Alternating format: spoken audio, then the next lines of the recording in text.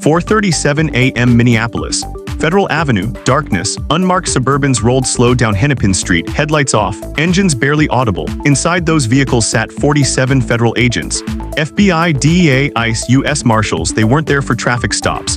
At 4:41 a.m. the lead vehicle stopped outside the Riverside Plaza complex, known locally as the Crack Stacks. A high-rise maze where dozens of Somali families lived and where investigators believed something far darker operated beneath the surface. The radio crackled, one word, execute. Agents moved fast, doors opened, boots hit pavement. No sirens, no lights, just speed and precision. This wasn't a test. This wasn't symbolic. This was the culmination of an 11-month investigation into one of the most sophisticated fentanyl distribution networks federal prosecutors had ever seen in the Midwest. And what they found would expose corruption so deep it reached the governor's office. If you want the full truth, hit like so this video reaches more people who need to see it. The operation had a name: Operation Northern Poison. It began quietly in March 2024 when overdose calls in Hennepin County spiked 340% in 6 weeks. Hospital emergency rooms saw the same pattern. Young men, Somali, ages 18 to 26, fentanyl poisoning, 3 died in 1 weekend. The price told investigators everything. Fentanyl pills were selling for 87 cents on Cedar Riverside Avenue. Not $5, not $10, less than $1. That collapse meant one thing: supply wasn't trickling in anymore. It was flooding. DEA Special Agent Marcus Ortiz led the initial probe. His team started small: street buys, controlled purchases. Undercover agents posing as buyers, the dealers were easy to find. Young, confident, unafraid. One dealer sold 200 pills to an undercover agent in broad daylight outside a halal grocery store. When agents arrested him, they found $11,400 cash in his jacket. He was 19 years old. But the deeper they dug, the stranger it became. Every dealer pointed to the same supplier. A man named Abdurrahman Yusuf Hassan, age 34, no visible employment, no criminal record. But he drove a Tesla Model X and lived in a $780,000 condo in downtown Minneapolis. Investigators pulled his financial records. Over 19 months, Hassan had moved $4.7 million through 7 different bank accounts. Federal surveillance started in June 2024. Agents tracked Hassan to warehouses, parking lots, and private residences across the Twin Cities. He met with the same people, again and again. Always at odd hours, always for less than 10 minutes, one name kept surfacing: Layla Mahid, Judge Layla Mahid, a sitting Minnesota district judge who'd served for 9 years, respected, connected, appointed by Governor Tim Walz himself in 2021. But investigators noticed something troubling. Every time Hassan's associates faced charges, they appeared in her courtroom, and every time the cases were dismissed, evidence suppressed, charges reduced, bail set absurdly low. In one case, a defendant caught with 1,800 fentanyl pills was released on $500 bail. He disappeared the next day. Prosecutors began reviewing Mahid's rulings. Over 3 years, she had presided over 127 drug cases involving Somali defendants. 94 of those cases were dismissed or resulted in probation. The pattern was undeniable. Comment exposed below if you think this needs a full congressional investigation. By August 2024, federal investigators had enough. Wiretaps, bank records, surveillance footage, text messages. The evidence painted a picture of a network that didn't just distribute fentanyl, it operated with protection. Judge Mahid wasn't working alone. Investigators identified 6 others: city council members, housing authority officials, community organizers. All connected to Hassan, all receiving payments disguised as consulting fees or charitable donations. One council member received $240,000 over 2 years, labeled as community outreach expenses. Records showed the money came from shell companies Hassan controlled. The network structure became clear. Fentanyl arrived from Mexico through cartel connections in Phoenix. It was transported to Minneapolis in semi-trucks carrying legitimate goods. The pills were repackaged in warehouses controlled by Hassan's associates. Then they were distributed through a web of street-level dealers who operated openly because they knew the system was rigged. When arrests happened, cases died in Mahid's courtroom. When inspections loomed, housing officials intervened. When community members complained, organizers silenced them. It wasn't just crime, it was a system. Federal prosecutors made a decision. They would go after everyone at once, simultaneously, no leaks, no warnings. No time for evidence to disappear. The operation was scheduled for January 14, 2026. At 4:52 a.m., the raids began. The first target was Hassan's warehouse on University Avenue. Agents breached the steel door with a battering ram. Inside, they found 243 kilograms of fentanyl. enough to kill 121 million people. Pills were stacked in cardboard boxes labeled baby formula. Packaging equipment lined the walls, scales, plastic bags, labeling machines. This wasn't storage, this was production. Agents also found ledgers, handwritten records showing transactions dating back to March 2022. Names, amounts, dates. A meticulous accounting of death. One entry read, LM $18,000 case 47B dismissed.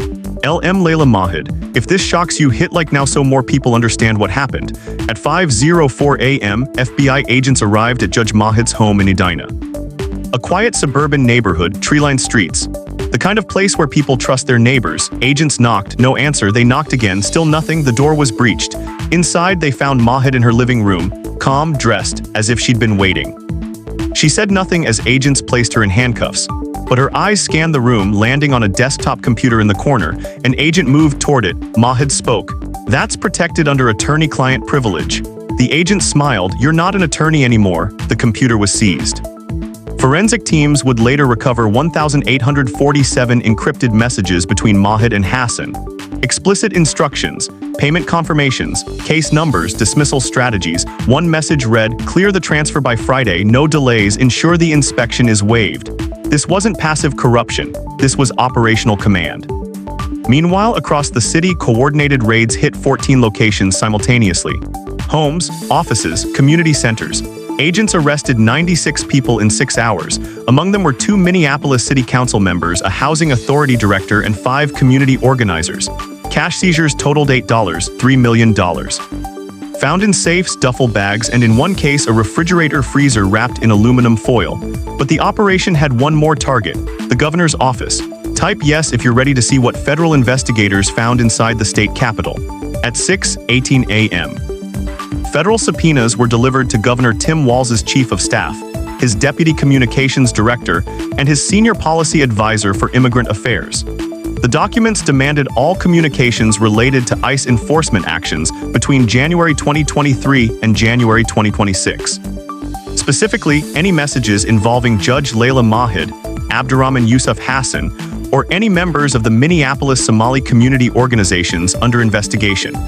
The subpoenas also demanded records related to public statements Walz had made condemning federal immigration enforcement in Minnesota.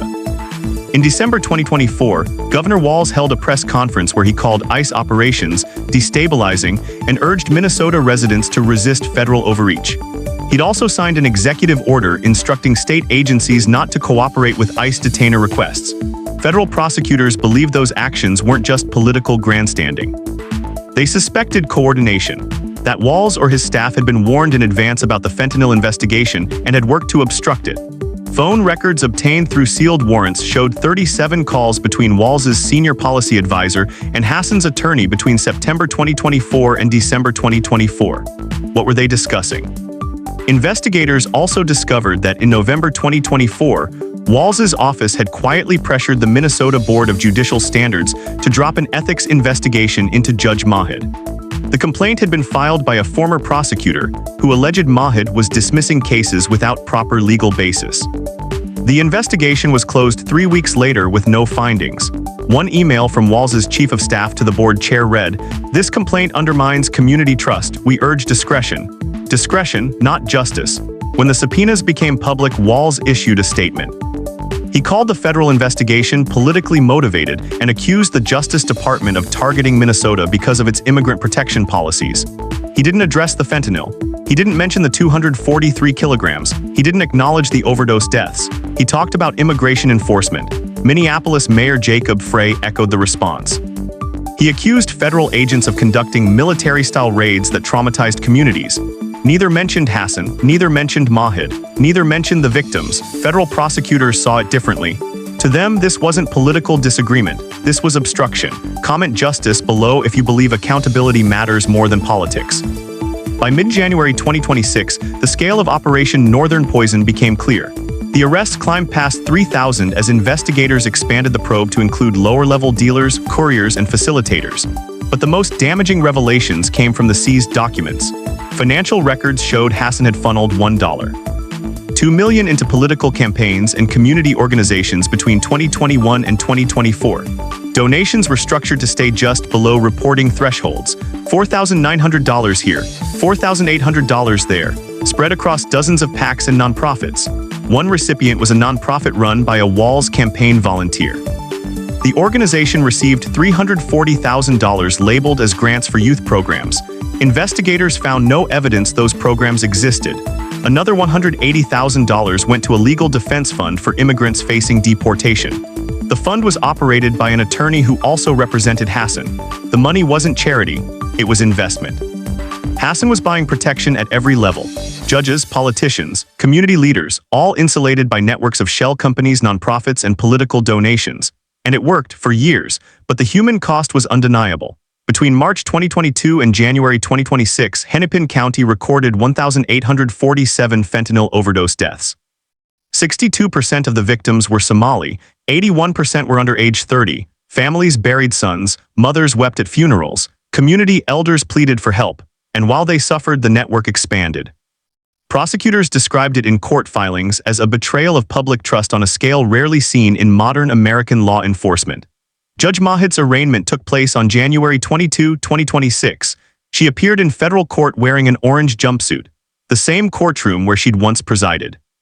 The charges were staggering: conspiracy to distribute fentanyl resulting in death, racketeering, bribery, obstruction of justice, money laundering.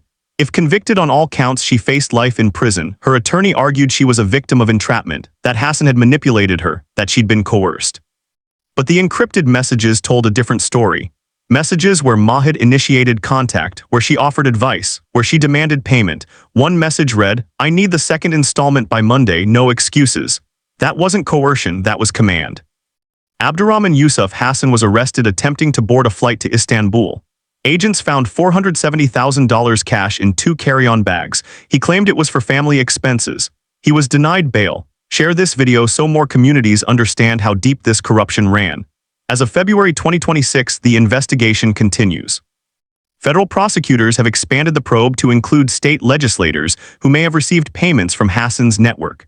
3 additional judges are under investigation for similar dismissal patterns. And the Department of Justice has opened a separate inquiry into whether Governor Walz's office violated federal obstruction statutes. The Somali community remains divided. Some see the raids as necessary, others view them as collective punishment. Elders have called for healing. Activists demand transparency, but beneath the politics and outrage, one truth remains. A network operated for years in plain sight. It poisoned a generation. It corrupted institutions. And it thrived because people with power chose to look away. Or worse, chose to help. The fentanyl crisis didn't happen by accident. It was engineered, facilitated, protected, and the people who enabled it wore suits, held gavels, sat in government offices. This wasn't just a drug case. It was a betrayal of everything those offices were supposed to represent. The investigation revealed something even more disturbing.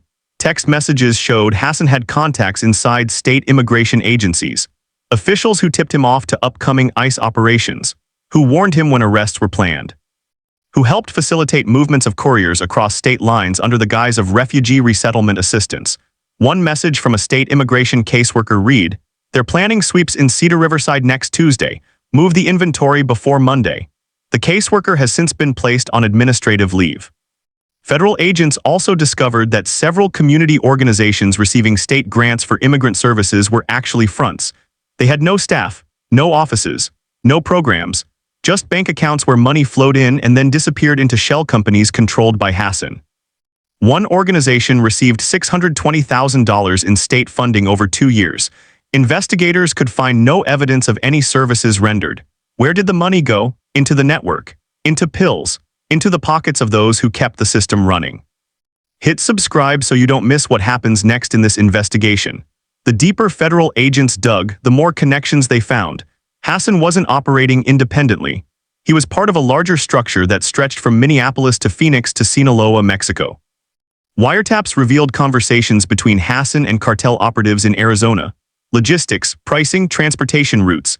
The cartel saw Minnesota as a golden market, a place with minimal enforcement, maximum demand, and local protection. One intercepted call had a cartel operative laughing. "You have judges, seriously?" Hassan replied, "We have everything we need." That confidence came from years of operating without consequences. Every time enforcement tightened, political pushback followed. Every time arrests happened, cases collapsed.